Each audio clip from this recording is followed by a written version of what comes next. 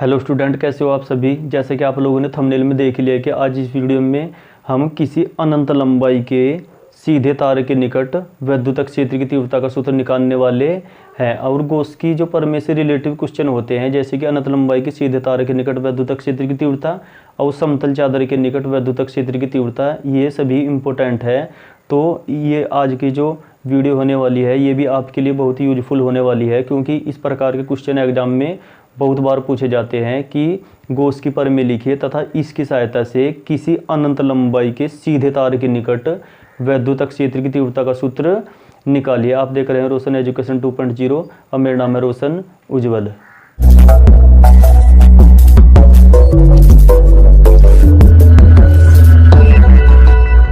और अब हम इसका फिगर ड्रॉ कर लेते हैं कि इसका फिगर किस प्रकार का होता है।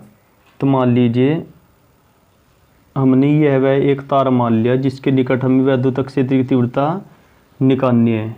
अनंत लंबाई का सीधा तार ये, और इस पर हमने प्लस क्यू आवेश मान लिया कि इस तार पर जो है वह धनावेश स्थित है। अब हमें क्या करना है कि इससे आर दूरी पर, माना इससे आर दूरी पर एक बिंदु यहाँ पर P है जहाँ पर हमें वैद्युत क्षेत्र की तीव्रता निकालनी है।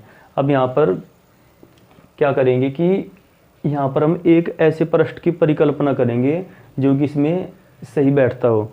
तो हमने क्या किया कि इस बिंदु P से होकर जाने वाले एक गॉसियन बेलन की परिकल्पना कर ली।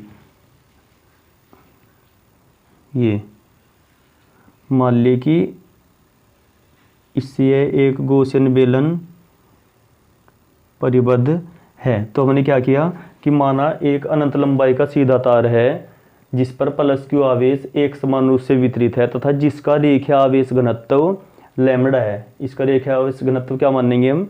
लैम्बडा मानेंगे। और रेखीय आवेश घनत्व जो होता है वह होता है लैम्बडा बराबर क्यू अपॉन एल के। ये भी इसमें यूज होगा, तो इसलिए पहले ही बता दिया कि जो रेखीय आवेश घनत्व है वह इसका कितना है?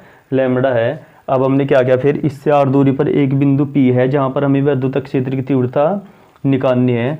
अब चूंकि हमने प्लस का चार्ज माना है यहाँ पर, तो जो वैद्युत क्षेत्र की डायरेक्शन होगी वह बाहर की ओर होगी। अब यहाँ पर हम एक अल्पांश मानेंगे dA और इसकी डायरेक्शन बाहर की ओर हो जाएगी।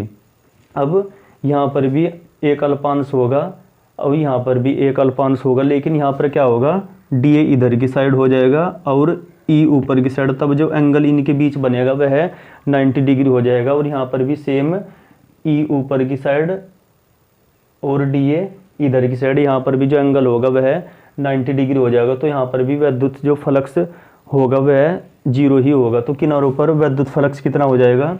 0 हो जाएगा। लेकिन इस पृष्ठ पर चूंकि dA और E की डायरेक्शन एक ही है, तब यहाँ पर वैद्युत फ्लक्स होगा वह E इंटू ए कोस थीटा से E इंटू ए हो जाएगा। तो फिगर तो कंप्लीट हो गया। अब हम क्या करेंगे, यहाँ पर एक बिंदु P माना हमने यहाँ पर, फिर इसके बाद क्या करेंगे, हम इस चित्र को एक्सप्लेन करेंगे। हमने जो जो इस चित्र में किया वह सब लिख देंगे कि माना एक, और जो यह बेलन की परिकल्पना करी है हमने, इसकी जो लंबाई मान ली हमने कितनी है, वह L मान ली। तो माना एक अनंत लंबाई का सीधा तार है, सीधा तार है जिस पर प्लस क्यू आवेश एक समान रूप से वितरित है, एक समान रूप से वितरित है। हमने एक अनंत लंबाई का सीधा तार माना था और जिस पर हमने क्या मान लिया था कि पॉजिटिव चार्ज है। फिर हमने क्या किया कि इससे आर दूरी पर, माना इससे आर दूरी पर एक बिंदु P है जहाँ पर हमें वैद्युत क्षेत्र की तीव्रता तीव्रता ज्ञात करनी है और ये भी मेंशन कर देंगे कि जो तार का रेखीय आवेश घनत्व है वह कितना है, लैम्बडा है। तार का रेखीय आवेश घनत्व कितना मान लिया हमने, लैम्बडा है। लैम्बडा मीटर पर, ये कूलम पर मीटर होता है। अब हमने क्या किया कि यहाँ पर हमें विद्युत क्षेत्र की तीव्रता निकालनी है। अब हम ये क्या करेंगे, यहाँ पर एक अल्पांश मानेंगे कि माना P पर एक अल्पांश dA है। तब जैसे हम पीछे करते आए हैं कि गॉस के नियम में भी किया हमने, और जो कूलम का सूत्र निकाला था उसमें भी हमने यह सब किया है कि तब इस dA से ही हम विद्युत फ्लक्स गुजारेंगे। तब अल्पांश dA से गुजरने वाला विद्युत फ्लक्स वह कितना हो जाएगा, d फाई E बराबर हो जाएगा E into dA cos theta. और यहाँ पर थीटा कितना है, 0 है। तब जो कोस 0 कितना हो जाएगा, वह 1 हो जाएगा। यानी इससे जो d फाई E आ जाएगा वह आ जाएगा E इंटू dA। अब यह केवल किसके लिए आया, यह केवल अल्पांश के लिए आया है, अल्पांश dA के। अब हम क्या करेंगे, इस पूरे पृष्ठ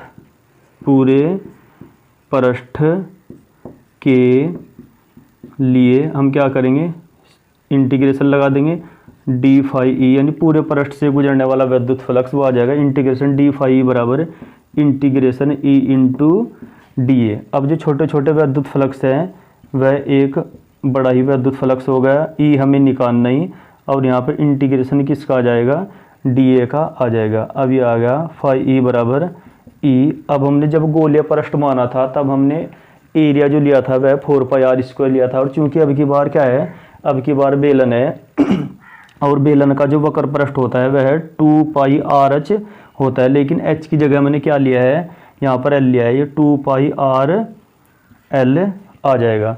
और अब हम यहाँ से E निकाल लेते हैं और हम गॉस की प्रमेय की सहायता से निकाल ले हैं। तो गॉस की प्रमेय के अनुसार फाई E कितना होता है, वह Q बटे एप्सिलॉन नॉट होता है। ये इसकी जगह हमने Q बटे एप्सिलॉन नॉट रख दिया, तब E गुणा ही कितना होगा, 2 पाई RL। तब जो यहाँ से E निकल जाएगी वह निकल जाएगी 1/2 पाई, और एप्सिलॉन नॉट भी है, ऊपर Q आ रहा है, नीचे आ गया R इंटू L। इस सारे पोर्शन को हल करके हमने E निकाल लिया है, यह कितनी आ गई 1/2 pi epsilon not Q R into L। और हमें ये भी पता है कि चूंकि जो लैम्बडा होता है वह Q/L के इक्वल होता है, तब Q बटे L की जगह क्या रख लेंगे, हम लैम्बडा रख लेंगे। इसे हम रेखीय आवेश घनत्व बोलते हैं। तब जो E आ जाएगी हमारे पास वह आ जाएगी 1/2 पाई एप्सिलॉन नॉट। Q बटे L की जगह क्या रख लिया हमने, लैम्बडा रख लिया, λ/r। ये आ गई हमारे पास किसी अनंत लंबाई के सीधे तार के निकट विद्युत क्षेत्र की तीव्रता कितनी होगी, E बराबर 1/2 पाई एप्सिलॉन नॉट λ/r के। और यदि हम न्यूमेरिकली करें, न्यूमेरिकल में क्या करेंगे हम, 1/4 पाई एप्सिलॉन नॉट की वैल्यू होती है 9 × 10⁻9, तो वही बना लेंगे। इसमें 2 की कमी है नीचे, तो हम क्या करेंगे, 2 से ऊपर नीचे मल्टीप्लाई कर देंगे, तब जो E बराबर आ जाएगा, यहाँ से लिख सकते हैं, या 1/2 से नीचे मल्टीप्लाई करेंगे 4 पाई एप्सिलॉन नॉट, और ऊपर आ जाएगा 2 λ/r। तो न्यूमेरिकल हम ये यूज करेंगे फॉर्मूला, E बराबर 1/4 पाई एप्सिलॉन नॉट 2 λ/r। तो ये आ गए हमारे पास सीधे तार के निकट विद्युत क्षेत्र की तीव्रता का सूत्र। तो आपको यह टॉपिक अच्छी तरीके से समझ में आ गया होगा। इस पूरे प्रोसीजर को नोट कर लेना और इसे अच्छे तरीके से प्रिपेयर भी करना है, क्योंकि यह क्वेश्चन जो है ये अक्सर ही एग्जाम में पूछे जाते हैं कि गॉस की प्रमेय लिखे, साथ ही साथ उसकी सहायता से हमें अनंत लंबाई के सीधे तार के निकट विद्युत क्षेत्र की तीव्रता निकालने के लिए भी बोल देता है। थैंक्स।